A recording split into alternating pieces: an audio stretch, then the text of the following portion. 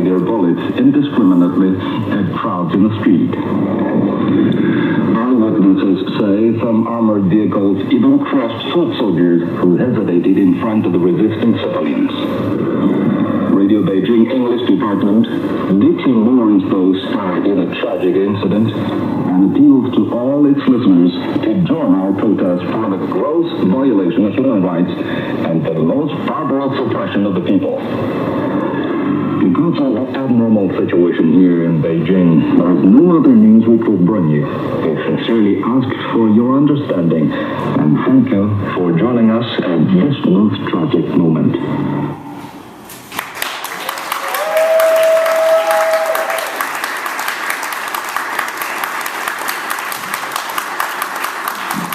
Thank you, guys. Thank you so much for coming out and watching. Would love any questions about anything, almost anything. Ernie. You're going with this to Hong Kong. Yes. I want to know what you anticipate will happen. You know, right now it looks like if I want anybody to watch it, I'm going to have to buy a projector while I'm out there and screen it on the streets. You know, I think it's just amazing what's going on. 1 million people, a couple Sundays ago, were out on the streets protesting the potential of an extradition treaty with China. This was, China wants an arrangement where they can extradite folks from Hong Kong back for trial of sorts in China. There was so much pressure that the woman who's in charge of Hong Kong at the moment, and by the way, anybody who wants to have any higher up position in Hong Kong has to first get the permission of China, basically. Anybody who doesn't is excluded. And she was referring to them as petulant children and that they couldn't get their way. But when 1 million people came out on the streets, that's 1 out of 7 people in Hong Kong. 14% of the population came out on the streets. A few days later, they tabled that bill. Now you think it'd be over, right? That sounds like end of the story. No, not for them. They say, that's nice, you want to table the bill? Next Sunday, we're putting 2 million people out on the streets. 30% of the population takes it. Could you imagine that anywhere in the U.S.? 30% of the people taking to the streets. That's how much these people value their liberties.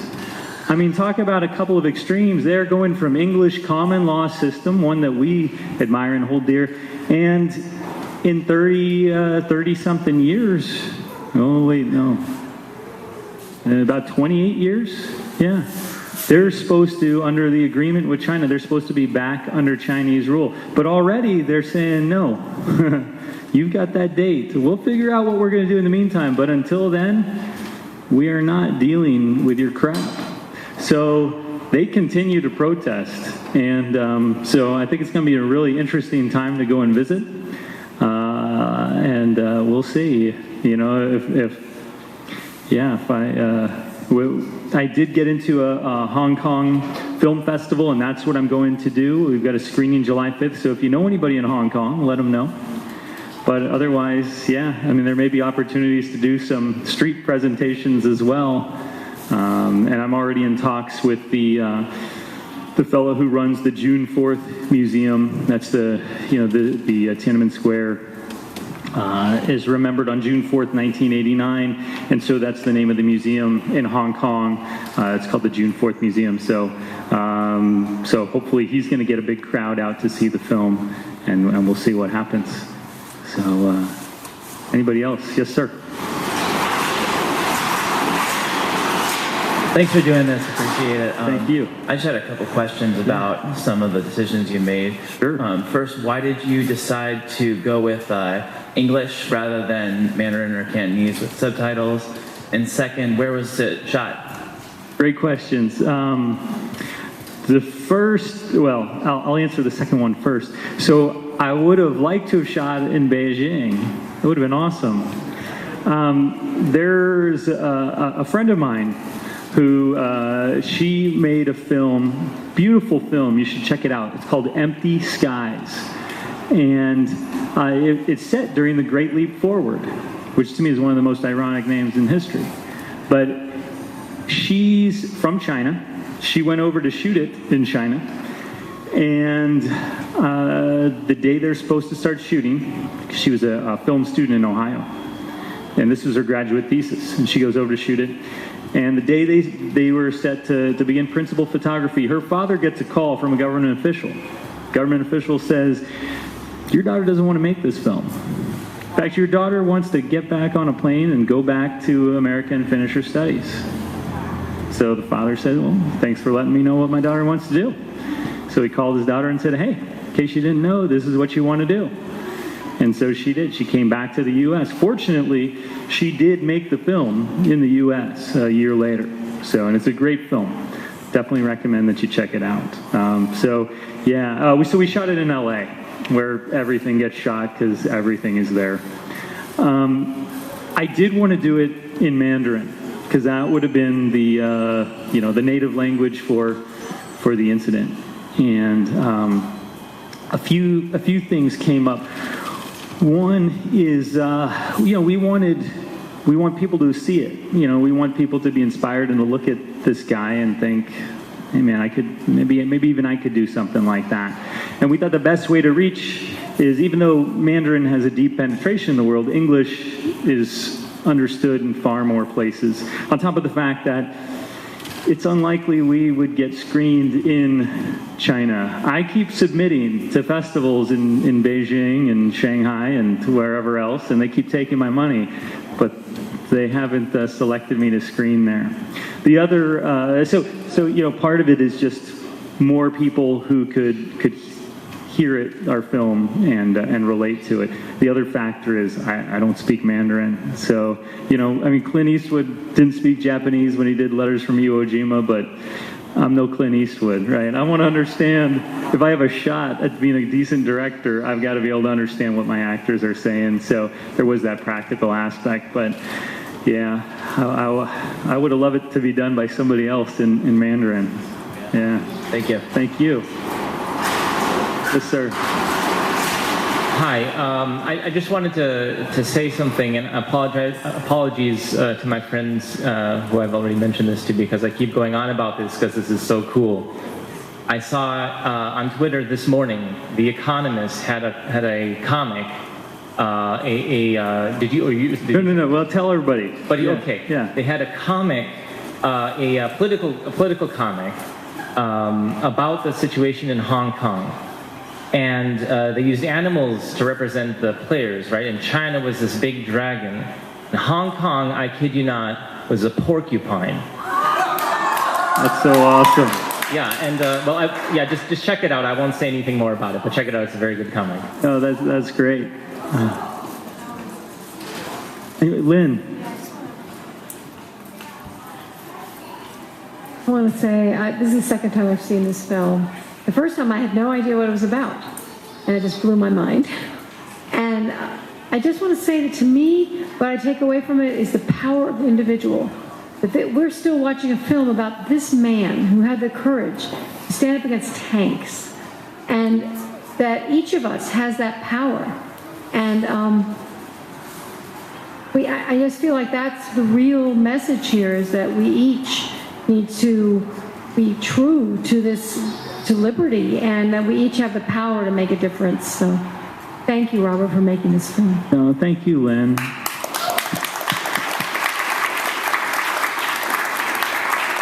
And you're right. I mean, that's why I made this film, because I, like so many of us, right? I'm sure almost all you have seen at least the still image, if not the footage, of what that man did before. And it's always sent chills down my spine, just that somebody could do that. And I wanted to kind of explore why, because you wonder, who is this guy? Like, he's just seemingly an ordinary fella. He doesn't look like our traditional heroes. He doesn't look like what we would think of as an Achilles or a Hercules or Rambo. You know, I mean, he's not walking up to a tank with a bazooka over his shoulder. It's not a fair fight, but he's still stepping up to the plate. And I know so many people in this room and in our liberty movement in general do the same thing all the time. And so I just, admire so many of you for the work that you guys do, for being the same kind of person as Tank Man. I mean, there are so many stories we know that we've seen of people who are doing, the same type of thing, going up against just amazing odds. And, and of course, Lynn specifically, is going up against the federal government. She and her son, fighting that good fight. Ross was trying to do something amazing, bring an amazing gift to the world of a freer market. And now you are doing the hard work of trying to free him. And so, freeross.org, sign the petition, all you in New Hampshire and outside of there. Thank you. And thanks for your inspiration, and for so many of you who are inspiring as well for the work that you do. Yes, sir. Why did you decide to end the film where you did? Because there's more to that interaction with the tank. He actually climbs on top of it and everything. Why did you choose to stop it there and not show the rest of the encounter? It's a good question. Some of it's just for timing. We feel like the story, the critical aspect, the kind of climax of it is when he stops in front of the tank. I mean, and to me, the follow-up of moving to stay in front of the tank, that's really an amazing part. I would love to explore that interaction of, what was he saying? What were the guys, if they were inside the tank, what were they saying? I mean, because the other thing we got to think about too is there was a human in that tank, right? It wasn't a malfunction that stopped the tank. There was somebody that stopped the tank. Was he ordered to? Was he ordered not to run over anybody? I don't think so, because other tanks ran people over. What made him decide that? I mean, and as much as, like Lynn had alluded to Ross saying, there's all of these people and they're doing their jobs, and some of them, I mean, we don't have to give them a lot of credit, but we have to give them a little bit of credit when they act like humans too, when the policeman, I guess, doesn't shoot you, when they're legally in their right. I mean, if nothing else, it encourages us and reminds us that there's a humanity in almost everybody, and if we can tap into that, we can get another ally, and to try to revere those moments as well. So I would have liked to continue that interaction. What I'm hoping is, some people go back and YouTube and see the full footage, especially people who've never seen it. A lot of young people aren't familiar with it all. A lot of Chinese people are not familiar with it at all. In fact, I did a screening recently at Chapman University, and there were some Chinese exchange students there who, they wouldn't ask me any questions directly, but they told their teacher that I was a liar and that, this was all made up. And I was like, well, to be fair, I mean, a lot of it's made up, right? We don't know anything about Tank Man. I made up a story. But that footage, I don't think it's staged. I think it's real. I don't think that's made up. That was a real interaction that happened. Then we have footage of, people being shot and a lot of unfortunate things that a lot of people in China don't know about. There's a really wonderful book I recommend almost every time I talk about the film called The People's Republic of Amnesia by Louisa Lim. Great title. And it pretty much encapsulates what the story is about, or what her book is about. And that is that most people don't know about what happened because the Chinese government won't talk about this. And if they do, it's a counter-revolutionary riot, it's anti-communist forces, it's all of these things that I think are deep mischaracterizations of it. Sir, Jason. Moving film, Robert. Thank you. Thank you. Two just small questions. I'm wondering what your inspiration was for the Parable of the Ants, and was it difficult to make present-day LA look like Beijing 1989? The last part, I don't know. Did it work? Was it okay? It worked okay? Yeah. So, yeah, again, I'll start with the second question. So I wanted to shoot, I grew up in San Francisco, and I really wanted to shoot it there. I wanted to shoot in the Chinatown in San Francisco because it's beautiful. And then I talked to people from China, and they're like, yeah, that doesn't look like Beijing at all. It looks like Hong Kong, maybe.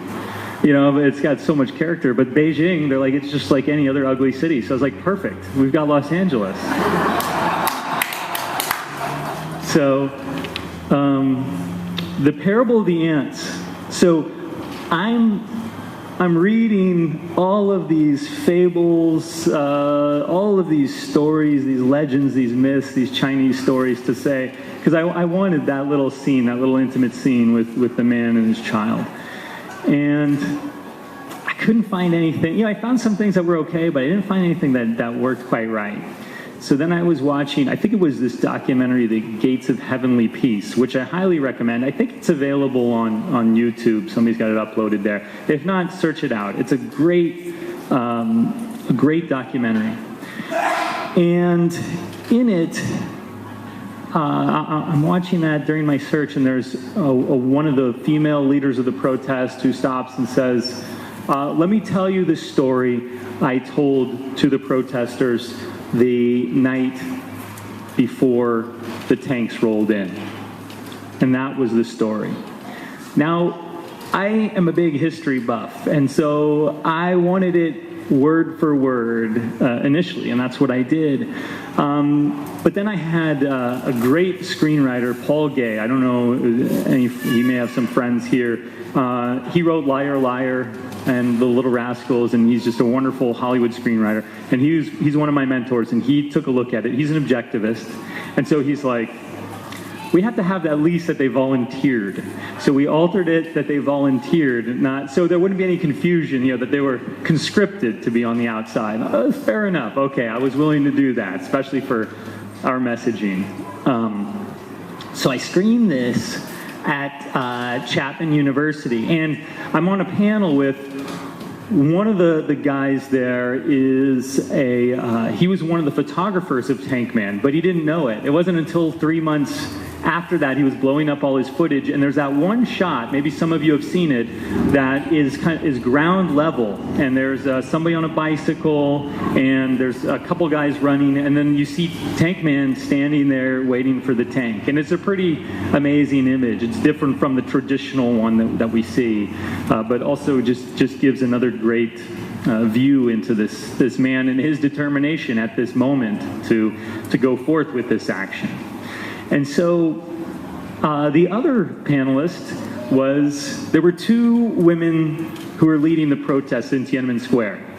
And there was the one who told the ant story, and the other one who was sitting next to me. And she said that, funny that you tell that story, because that story caused a lot of controversy. And so she went on to say, the students were sick of sacrificing.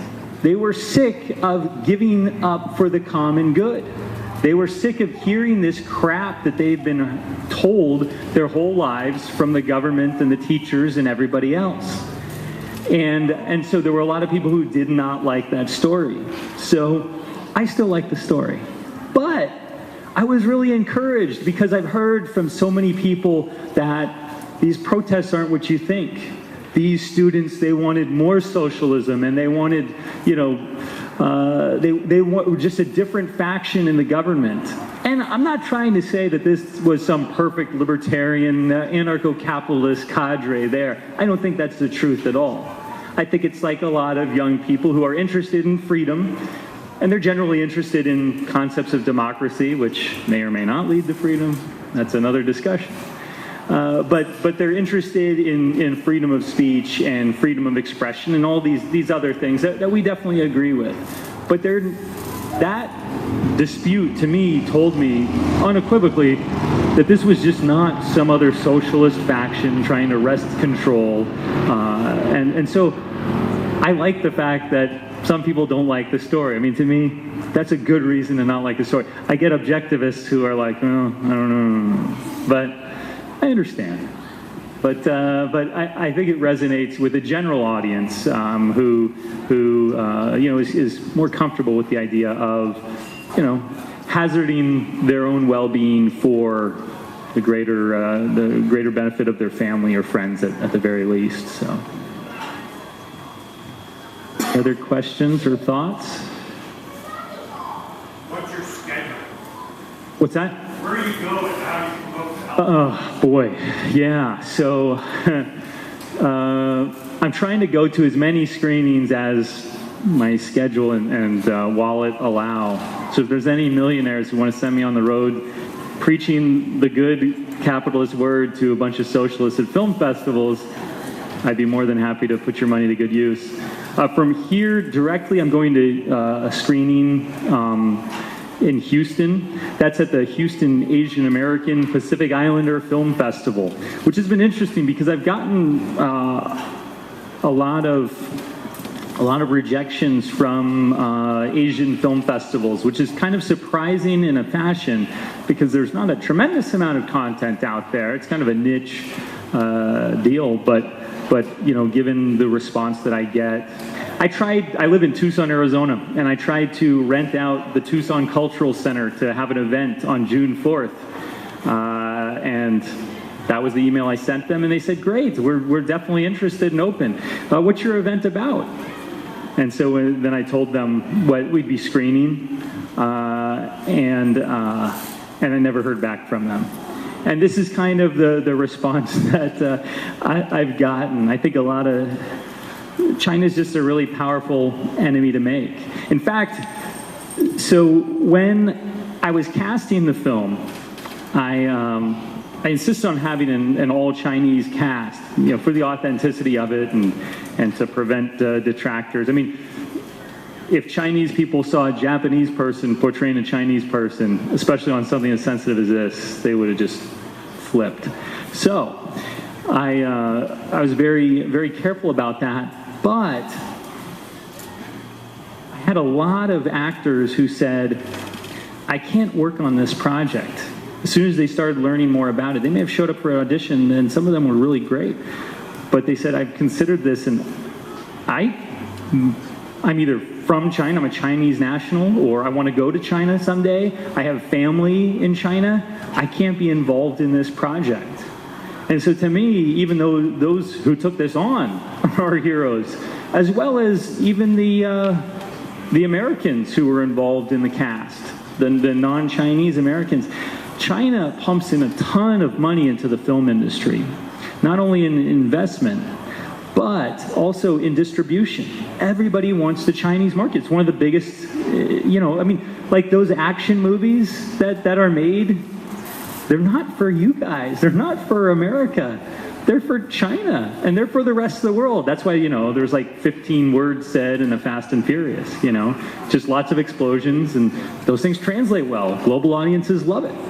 So, but China pumps in a lot of investment, and everybody wants the Chinese market. So everybody has kind of taken a chance by doing something, being involved in a project that China would not like.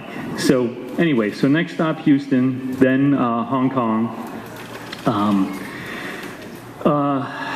There's quite a few of them, and I can't keep track of them. Anthem Film Festival. Who's going to Anthem or to a Freedom Fest in Las Vegas in July? Lynn? Carla, maybe? Jeff? No. Ernie, maybe? Yes? Yeah, begrudgingly. So we'll be screening there. And then a number of others. We've won some awards with some high-profile ones that unfortunately I can't talk about just yet. But we did win an award for the Colorado Activist International Film Festival. So just a number of different spots around the world. We've already screened in Venezuela and Iran, which to me is really encouraging. We're a hit in crumbling dictatorships. So yeah, we've had a number in the U.S. as well. So it's been fun, and it's been a wild ride, and hopefully it's just continuing. So definitely go visit tankmanthemovie.com and follow us on Twitter and like us on Facebook, and share the film with your friends. On Facebook, we're over 1 million views right now.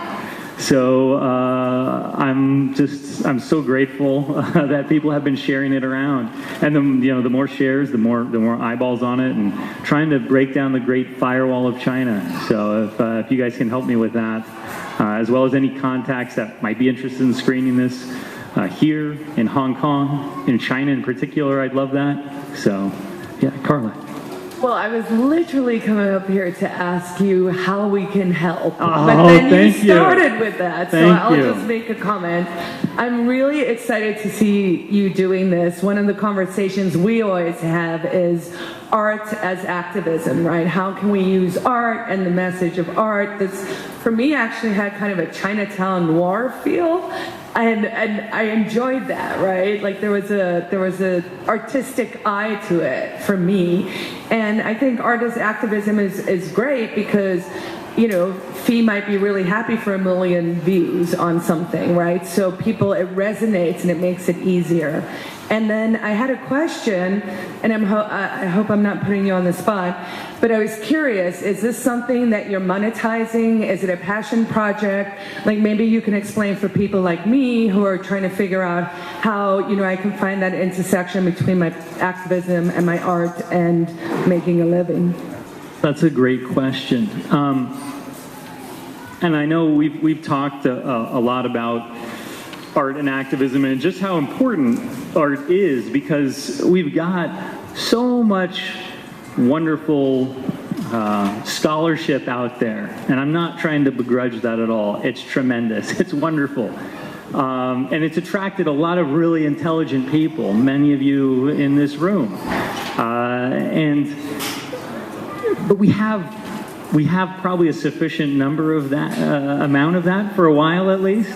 And if we could spend a little more time, energy, money on building our art, building the cultural components towards liberty, and not just ceding it over to socialism, to progressivism, I think it's really important, because not everybody takes in information the same way. And though most of us respond really well to amazing scholarship, most of the rest of the world doesn't. They want to hear a story. And so we need to be telling those stories. As far as monetizing, short films are really tough to monetize. And I think I'm curious to see what film specifically we'll be doing in the future. I mean, you can hold on to IP all you want, but it's going away. I mean, it's just the whole concept is going to be blown out of the water. Technology is making it irrelevant whether you feel it should exist or not. So that makes it even tougher, even if you have a feature film. I'm not monetizing this directly. What I'm hoping it leads to is towards future things, future projects, future films that people want to invest in, whether it's just for pleasure or for profit.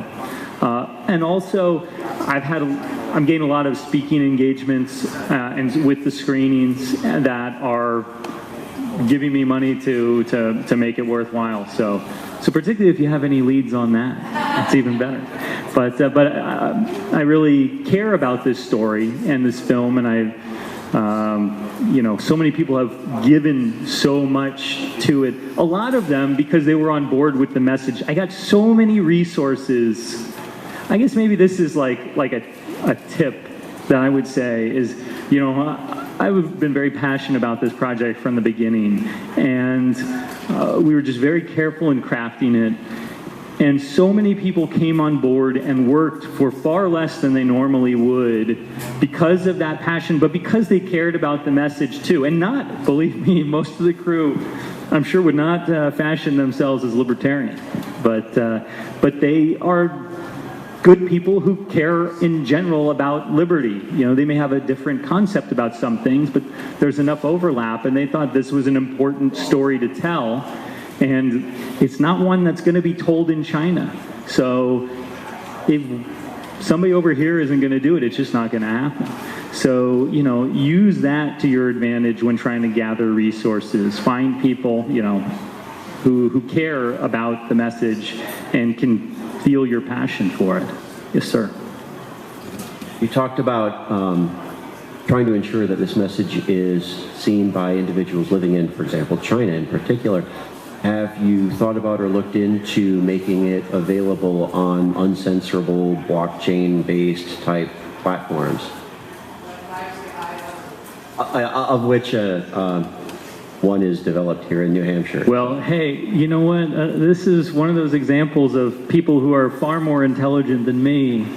I don't know a damn thing about that. So, but libraries around, we can hook you guys up. Carly can make it happen. yeah, definitely. I mean, we at the beginning of June, we put this on YouTube, which jeopardizes our opportunities at some film festivals, and some people want kind of exclusivity, at least regionally.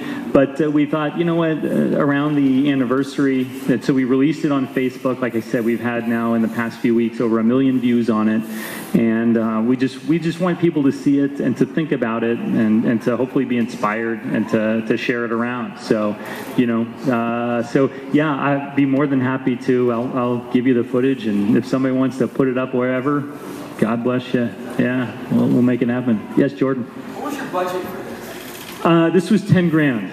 Wow. So, yeah. That's very impressive. Thank you. Yeah, I know, 10 grand to me is a lot of money, but to make a film, it's nothing. Yeah, and I shouldn't say that because somebody, provided us with that, and and it was a tremendously generous grant by a group called Taliesin Nexus, talnex.org.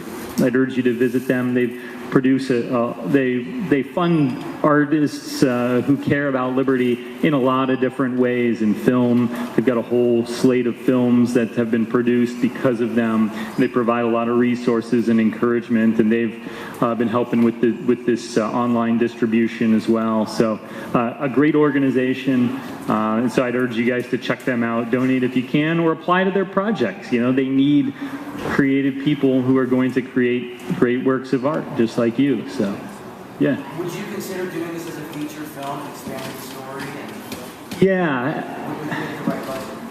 yeah, with the right budget, exactly. We would like to make this into a feature. The plan would be to create.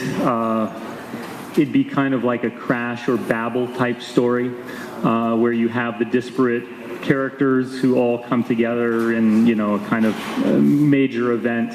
And so we would be exploring the life of a student, of a parent, of a protester, of a soldier, of a tank man, of a government official. I mean, a lot of people are involved and have kind of interesting lives leading up to this. Yeah, exactly. That's that's what I'd love to have, that soldier be that guy in the tank, because I read in Louisa Lim's book, she tells some great stories about some of the individuals. A lot of these guys who were the soldiers, they were basically farmers from the countryside, who were in the army, and they're brought up to the city, and they don't know what the heck they're doing in the city or what they're supposed to do, and they're scared to death. It had to be terrifying for a lot of people on that side.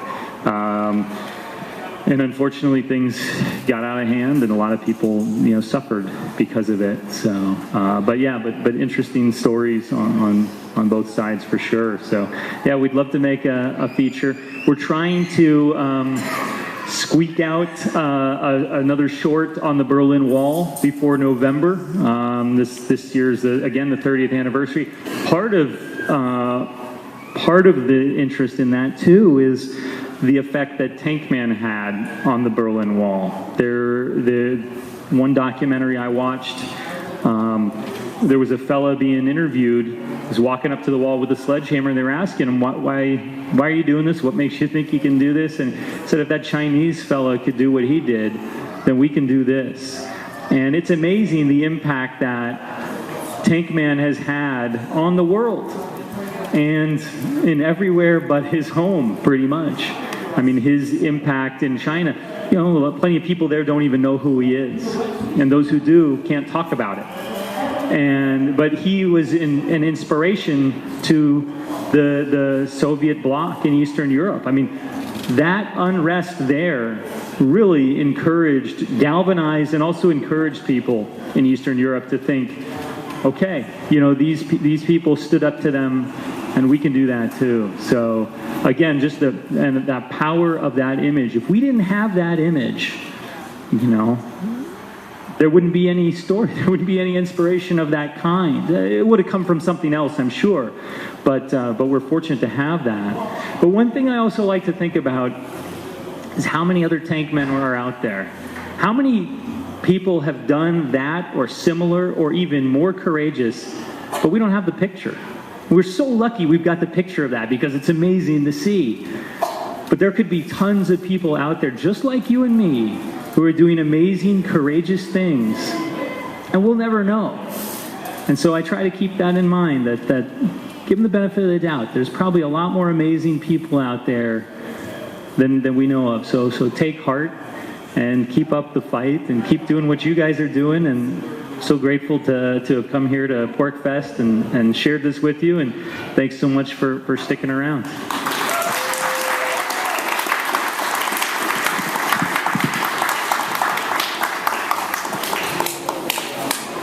Thank you very much, Robert Anthony Peters. So just want to let everybody know that we're going to have